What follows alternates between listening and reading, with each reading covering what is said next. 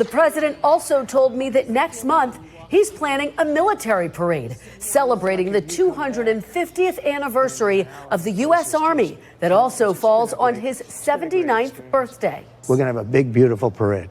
A military parade? Yeah, sure. Okay. We're going to celebrate our military. We have the greatest military in the world. What's the price tag? Do you People, know? Peanuts compared to the value of doing it. We have the greatest missiles in the world. We have the greatest submarines in the world. We have the greatest army tanks in the world. We have the greatest weapons in the world. And we're going to celebrate it. Now, Donald Trump is not alone among world leaders in wanting a parade. In fact, I think he derives inspiration from other leaders he emulates. Here's a parade in North Korea.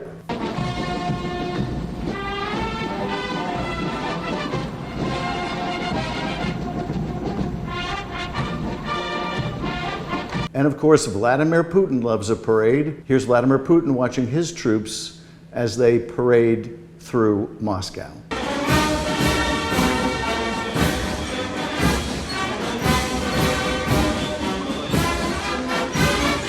And of course, it wasn't just Putin. Soviet leaders going back decades have loved a military parade. Here's Khrushchev. Here's Andropov. And there are scores of others.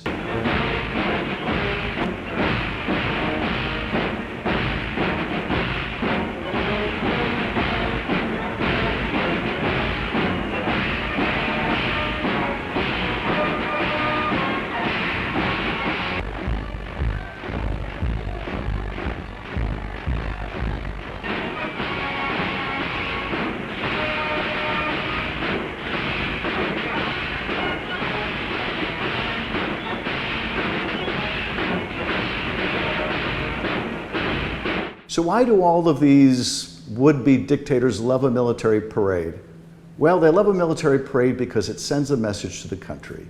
It sends a message really to the rest of the world, but particularly it sends a message to the country, their own country, that they are in charge of the military, that this is their military might to use as they would, externally or internally. And this is part of the appeal for Donald Trump. But in the United States of America, the military answers to civilian authority and the Constitution.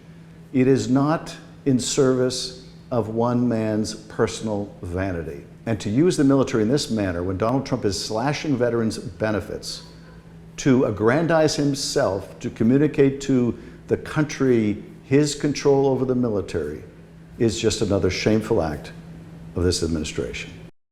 And if that news makes you want to be somewhere, anywhere else, take heart. Something else is happening that day. At more than 100 locations around the country thus far, I have a feeling there's going to be more than that. A coalition of groups, including Indivisible and Social Security Works and 5051, they are all organizing a nationwide day of protest for June 14th. They're calling it No King's Day.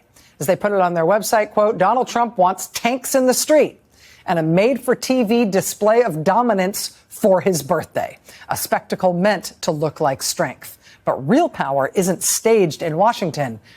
It rises up everywhere else.